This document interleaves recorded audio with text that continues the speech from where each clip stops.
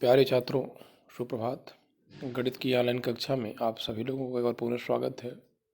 अभी तक हम लोग द्विमितीय कोऑर्डिनेट ज्योमेट्री के अंतर्गत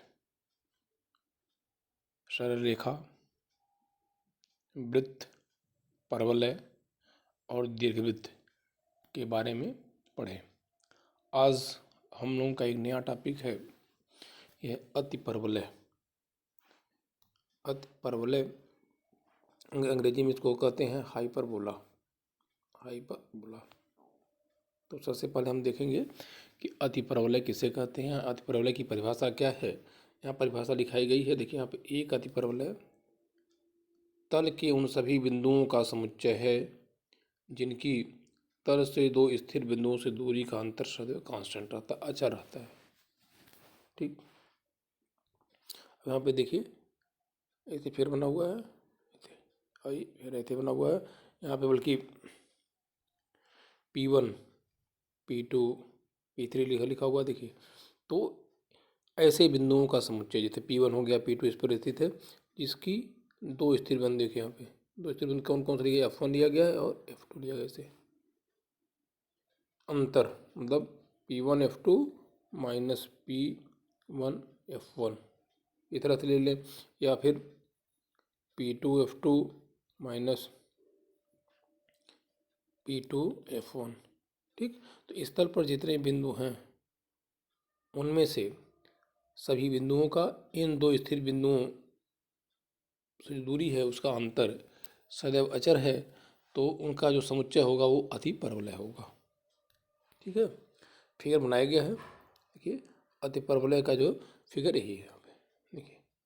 ठीक, ये एक्स एक्सिस है, ये वाई एक्सिस है। ठीक है, यहाँ पे जो दो स्थिर बिंदु बताया गया परिभाषा में, जो दो स्थिर बिंदु हैं उनको क्या कहते हैं, नाभि कहते हैं। F1 देखिए लिखा हुआ F1 और ये नाभि। ठीक है, नाभि से होकर के जाने वाली जो रेखा है, ये इसको हम कहते हैं यहाँ पे अनुप्रस्थ अक्ष कहते हैं, अनुप्रस्थ अक्ष कहते हैं इसको। ये जो रेखा है इसको फिलहाल वाई एक्सिस जो है इसको कहते हैं संयुग्मी अक्ष, लिखा भी है संयुग्मी अक्ष।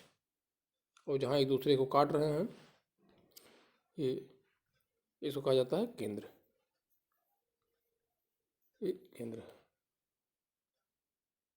ठीक, तो नाभि, केंद्र, अनुप्रस्थ अक्ष, संयुग्मी अक्ष, ये सब परिभाषा है इसकी, क्या क्या होता है अतिपरवलय में।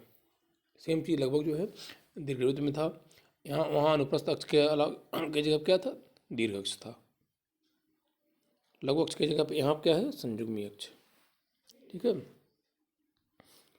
ये फिगर देखिए बना हुआ है। ये अनुप्रस्थ अक्ष, ये हो गया संयुग्मी अक्ष, केंद्र। केंद्र का स्थान आप जानते हैं 0,0 होता है। ठीक है, ये नाभ है F1 और F2। ठीक, दो नाभियों के बीच की दूरी, और उसकी जैसे भी बताया गया था दीर्घवृत्त में क्या होती है 2C, तो दो नाभियों के बीच की दूरी या नाभि दूरी क्या होती है 2C होती है। यहाँ लिखा गया है, ये क्या है यहाँ पे, और ये यहाँ पे, ये जो दोनों है ये अतिपरवलय का क्या है, केंद्र शीर्ष है। अरे शीर्ष है, ये अतिपरवलय के शीर्ष है, ये डैश शीर्ष है। F1 F2 ये नाभि है, ये हो गया केंद्र। ठीक, अब अनुप्रस्थ अक्ष की लंबाई, अनुप्रस्थ जैसे वहाँ पे दीर्घ अक्ष की लंबाई था, वैसे अनुप्रस्थ अक्ष की लंबाई यह है 2a।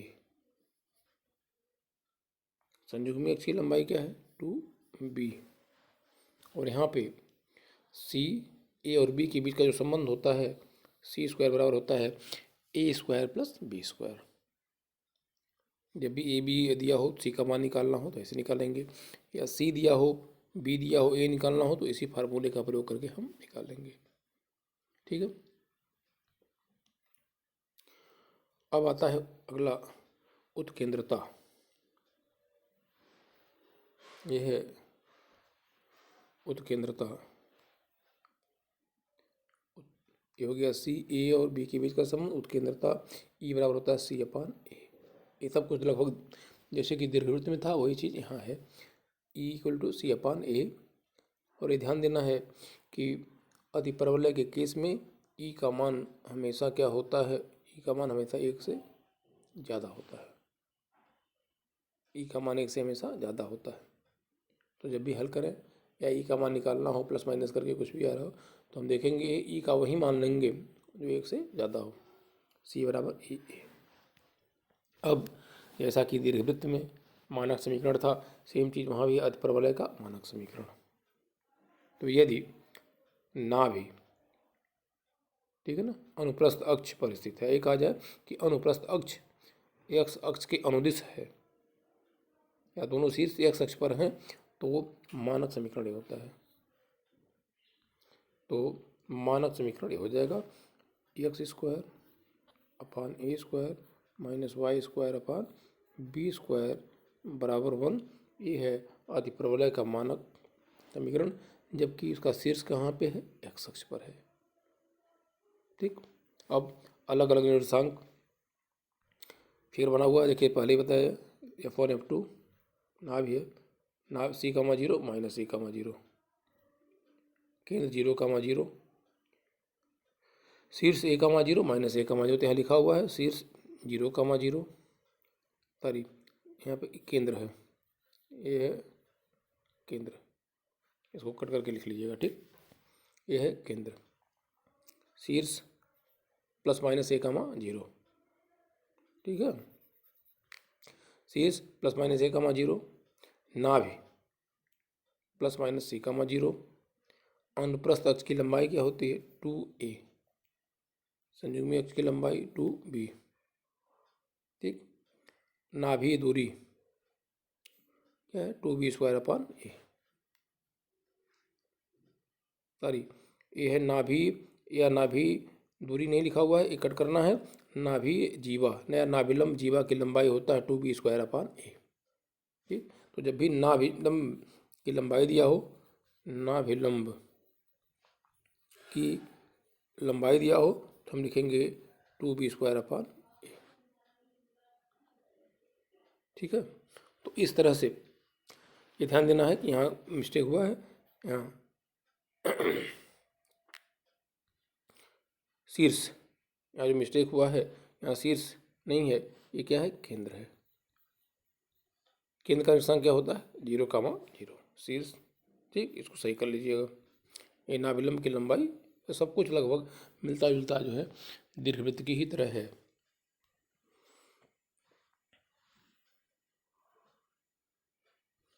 अब यहाँ पे देखिए, यदि नाभि हमारा जो है, ठीक है, यदि हमारा नाभि वाई अक्ष पर है, ठीक, तो इस स्थिति में अतिपरवलय का मानक समीकरण हो जाएगा ये Y square upon A square minus X square upon B square equal to 1। अब यहाँ पे देखिए केंद्र क्या है 0 कामा 0, शीर्ष क्या हो जाएगा, सब कुछ वही है, शीर्ष क्या हो जाएगा 0 कामा प्लस माइनस ए। ठीक, शीर्ष हो जाएगा, नाभि क्या होगी, नाभि हो जाएगी प्लस माइनस सी कामा, सॉरी नाभि हो जाएगी, नाभि हो जाएगी 0 कामा प्लस माइनस सी, इस स्थिति में है। ठीक, 0 0, शीर्ष 0 कामा प्लस माइनस ए, नाभिलंब की लंबाई हुई होगी 2b स्क्वायर अपान ए। ठीक है, तो जैसे कि दीर्घवृत्त में था सेम चीज़ यहाँ भी है। ठीक, टर्म आता है यहाँ नीचे देखिए लिखा हुआ है कि यदि ए बराबर बी है, यदि ए बराबर बी मतलब संयुग्मी अक्ष की लंबाई अनुप्रस्थ अक्ष की लंबाई की बराबर है, उस स्थिति में जहाँ भी है वहाँ क्या रख देंगे, ए रख देंगे। ठीक है ना, तो उस स्थिति में देखिए दो जाती है, या तो ये आ जाएगा X square minus Y square upon A square, या Y square minus X square upon A square आएगा। इसको हम कहते हैं समकोणीय अतिपरवलय, समकोणीय अतिपरवलय कहते हैं, समकोणीय अतिपरवलय कहते हैं। ठीक, ये हो गया हमारा अतिपरवलय। अतिपरवलय से संबंध परिभाषा क्या होगी, अति परवलय से संबंधित जो टर्म आते हैं, नाभि, शीर्ष, ये तो क्या होते हैं और कैसे निकालते हैं। अब हम लोग क्या करेंगे, अब संबंधित प्रश्नों को हल करेंगे। जैसे NCERT ये प्रश्नावली है 11.4 का चौथा, ये कह रहा है अति परवलय का दिया हुआ है। तो सबसे पहले जो भी समीकरण अति परवलय संबंध दिया हो हम उसको मानक रूप में बदलेंगे। मानक रूप में बदलने का मतलब x² - y² - b² बराबर 1 हो, या तो a होगा या y² - x² b² बराबर 1। इन्हीं दोनों रूपों में किसी में से एक आएगा। ठीक, हमारा मुख्य उद्देश्य क्या है कि जो दायां पक्ष है उसको एक किया गया जाए, एक किया 1 बनाया जाए। तो समीकरण दिया हुआ है, ठीक, ये समीकरण दिया हुआ है। इसको हम क्या करेंगे, 1 बनाने के लिए क्या करेंगे, 576 से दोनों पक्षों में भाग दे देंगे। भाग दे दिए तो देखिए ये आ गया, इस रूप में आ गया। x² ये किस रूप में आ गया, x² माइनस y² b² बराबर 1 के रूप में आ गया। ठीक है, तो ये उस रूप में। अब इसकी हम क्या करते हैं, इसी से जो हमारा भाग देने के बाद आया मानक रूप में बदलने के बाद इसकी तुलना हम इससे कर लेते हैं। तो करेंगे a² बराबर 36, b² बराबर 64, a का मान 6, b का मान 8।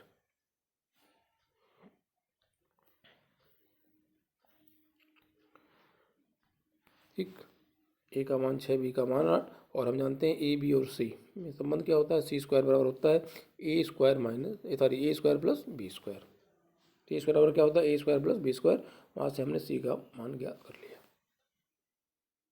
ठीक, और अब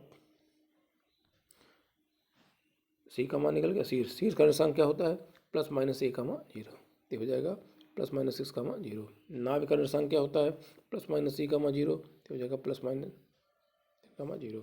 उत्केंद्रता ये बराबर होता है c/a। c की वैल्यू 10 है और a की वैल्यू 6 है, ये 5/3।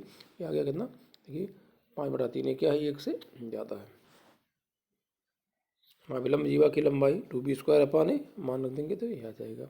इस तरह से सबसे पहले जो भी अतिप्रवलय का समीकरण दिया हुआ है उसको हम मानक रूप में बदलेंगे।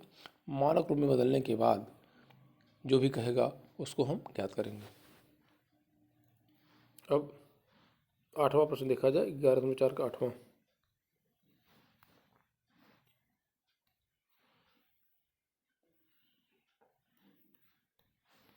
अतिप्रवलय का समीकरण ज्ञात करिए। शीर्ष दिया हुआ, देखिए शीर्ष है 0, ±5 और नाभियाँ हैं 0, ±8। अब देख लीजिए, अभी बताया गया है शीर्ष 0, ±5 दिया हुआ है। यक्ष निर्देशांक क्या है इसका, शून्य है। इसका मतलब, और नाभि का भी यक्ष निर्देशांक क्या है, 0 है। इसका मतलब कि नाभि और शीर्ष कहाँ जाएंगे, y अक्ष पर जाएंगे। ठीक, और जब y अक्ष पे जाते हैं तो उसका मानक समीकरण क्या होता है, अभी लिखाया गया है y² / a² minus x² / b² बराबर 1। इस रूप में आते हैं। ठीक, तो जो दिया हुआ है, जो टर्म दिया हुआ है वहाँ से हम क्या करेंगे, a और b का मान ज्ञात करेंगे और फिर a और b इसी समीकरण में हम रख देंगे तो मान निकल जाएगा। ठीक, यहाँ लिखा भी है चूँकि शीर्ष और नाभियाँ बाइक्स कैलकुलेशन तो ये हो जाएगा, नाभि दिया हुआ इतना दिया हुआ है, ए की मान इतना हो गया, सी का मान इतना हो गया। हल करके हम क्या करिए, बी का मान ज्ञात कर लीजिए। ठीक, ए और बी का मान इसी समीकरण में हम रख देंगे इसमें, तो हमारा अतिप्रवलय का समीकरण निकल जाएगा। ठीक है,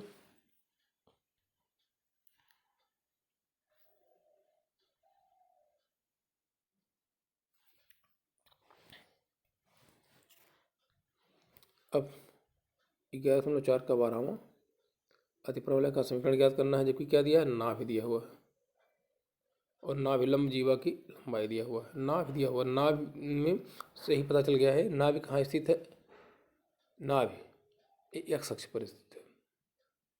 नाभि कहाँ पे है, एक्स अक्ष पर स्थित है। और नाभि चूँकि नाभि एक्स अक्ष पर स्थित है इसलिए जो मानक समीकरण होगा वो हो जाएगा x² / a² minus y² / b² बराबर। मानक समीकरण हमारा ये निश्चित है। अब जो भी कंडीशन दिया हुआ है वहाँ से क्या ज्ञात करना है, ए ज्ञात कर लेना है और बी ज्ञात कर लेना है। ए और बी जब निकल जाएगा तो हम इसी में रख देंगे तो हमारा अतिपरवलय का समीकरण निकल जाएगा। देखिए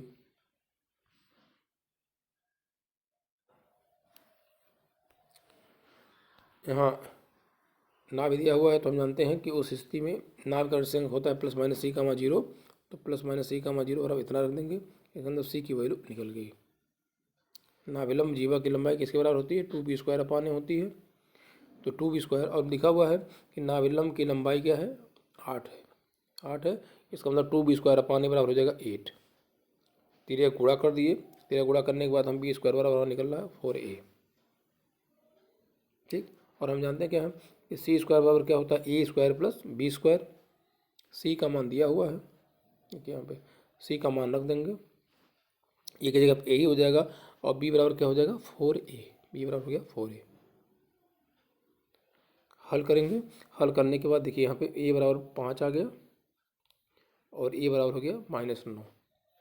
निगेटिव, लंबाई निगेटिव, a का मान निगेटिव में नहीं लेंगे क्योंकि कारण एक और भी है, क्योंकि b² बराबर हो जाएगा 4 गुणे -9 हो गया -36 हो गया। तो किसी भी संख्या को, किसी भी दूरी का जब हम वर्ग करेंगे वो माइनस नहीं आना चाहिए, तो ये माइनस आ रहा है, इसलिए यह क्या हो जाएगा, अमान्य हो जाएगा। ये बराबर -9 अमान्य होगा, तो ए का केवल एक ही मान लेंगे, ये बराबर ले लेंगे 5। ठीक, तो b² बराबर हो गया 4a, यहाँ लिखा हुआ है कि b² बराबर है 4a, ए का मान 5 रखेंगे तो b² का मान आ गया 20। अब मानक समीकरण, जो समीकरण एक माना गया था x² अपान a² माइनस y² अपान b² बराबर, वहाँ पर रख दिया x² upon a², x² upon a का मान 5 है, 5 का वर्ग माइनस y² अपान b², b² का मान 20 है, रख देंगे तो अभी समीकरण ए निकल जाएगा। ठीक है, और अंतिम प्रश्न, उसी प्रश्नावली का अंतिम प्रश्न है,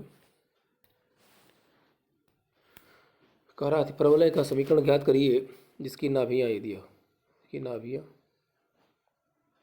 तथा 2,3 से होके जाता है। अब देख लीजिए नाभियाँ, नाभ से ही पता चल जा रहा है, नाभ में क्या है, एक निर्देशांक क्या है, 0 है।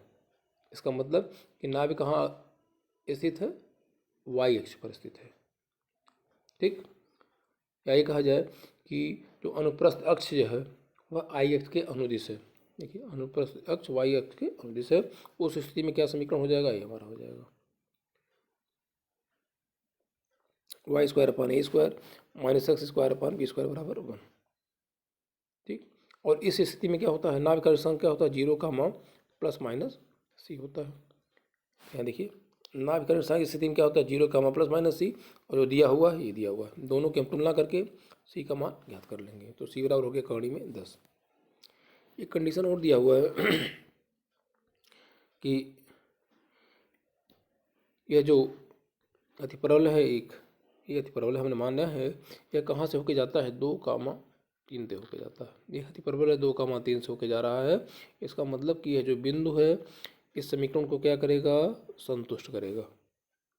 संतुष्ट करने का मतलब बताया भी क्या था, संतुष्ट करने का मतलब कि जहाँ पे उस समीकरण में, अतिपरवलय के समीकरण में जहाँ x है वहाँ क्या रख देंगे, 2 रख देंगे, क्या रखेंगे, 2 रखेंगे, और जहाँ y है वहाँ 3 रखेंगे, तो रख दिया गया। देखिए x के जगह पे x के जगह पे कितना रखे, 2 रखा गया, y की जगह पे 3। इसको हल किया गया है, हल करने के बाद b² का मान आ गया। देखिए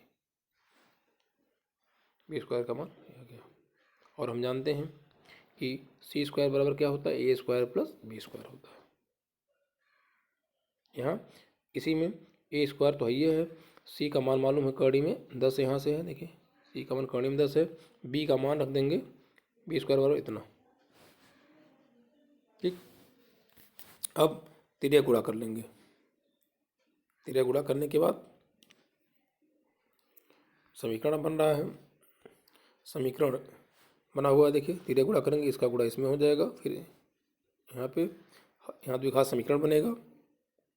ये 2 मान आ गया, a² बराबर 5 आ गया, a² बराबर 18 आ गया। ठीक, और हम देखें यहाँ पे हम जानते हैं कि c² बराबर क्या होता है, a² प्लस b²। ए स्क्वायर का मान, एक बार हम 5 लें तो बी स्क्वायर का मान देखिए 5 आ गया। इसी समीकरण में ए स्क्वायर का मान और सी का मान रखने के बाद बी स्क्वायर हो गया 5। यदि हम ए का मान ए स्क्वायर का मान 18 लें और बी स्क्वायर निकालें, वो निगेटिव आ रहा है जो कि अमान्य होगा। ठीक, तो हम केवल एक वैल्यू लेंगे, ये हम ले लेंगे बी स्क्वायर बराबर 5। ठीक, और ए स्क्वायर बराबर कितना आ गया, वही 5 आ गया। तो हमको ए स्क्वायर की वैल्यू पता चल गई, बी स्क्वायर की वैल्यू पता चल गई। अतः जो मानक समीकरण माना गया है यहाँ पे माना गया है, मानक समीकरण क्या माना गया है यहाँ पे, ये माना गया है ए, और ए स्क्वायर की वैल्यू कितनी निकल गई 5, बी स्क्वायर की वैल्यू कितनी निकल गई 5। दोनों का मान रख देंगे यहाँ पे, ये तक रखा गया है। ठीक, तो हमारा समीकरण निकल गया है, यह Y square upon 5 minus X square upon, हमारा आ गया ये Y square upon 5 minus X square upon 5 equal to 1। ठीक, ये हम लोग उत्तर ले लेंगे तो आ जाएगा Y square minus X square बराबर 5। ये हमारा अभीष्ट अतिपरवलय का समीकरण हो जाएगा। ठीक है, और यह किस प्रकार का अतिपरवलय है, समकोणीय अतिपरवलय। बताया भी गया था कि यदि ए और बी आपस में बराबर हों तो जो वह अतिपरवलय होता है वो समकोणीय अतिपरवलय होता है। तो इस प्रकार अतिपरवलय से संबंधित जितने प्रकार के प्रश्न थे उनको एक एक करके बताया गया है। से सभी प्रश्नों को आप हल करेंगे, नहीं आने पे ग्रुप के माध्यम से अवश्य पूछें। ठीक, तब तक के लिए धन्यवाद।